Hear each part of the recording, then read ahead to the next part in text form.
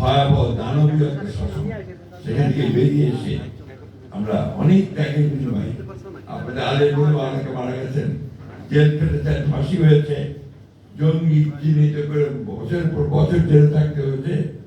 আমরা যারা গণতন্ত্রের জন্য সংগ্রাম করেছি আমাদেরকে একই পরিণতি ভোগ করতে হচ্ছে, তাই না? সেই অবস্থায় আমরা সকলে আন্দোলন করে আমাদের ছেলের জীবন দিয়ে প্রাণ দিয়ে একটা পরিবর্তন নিয়ে এসছে।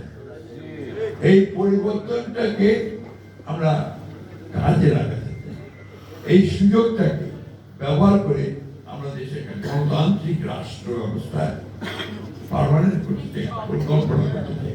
তাহলে আপনাদেরও যেমন অধিকার প্রতিষ্ঠিত হবে, অন্যান্যদের অধিকার সেখানে প্রতিষ্ঠিত হবে সমান।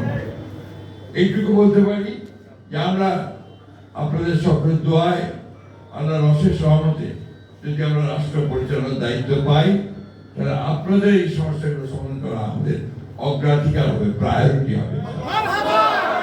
এবং আমরা যেন করতে চাই তাহলে এটাকে আধা ফেলে রেখে দেন। আমরা ইসলামিক ফাউন্ডেশনকে একটা ইনস্টিটিউশন, প্রতিষ্ঠানে পরিণত করতে চাই, যে রাষ্ট্রীয় ভাবে থাকবে, যেটা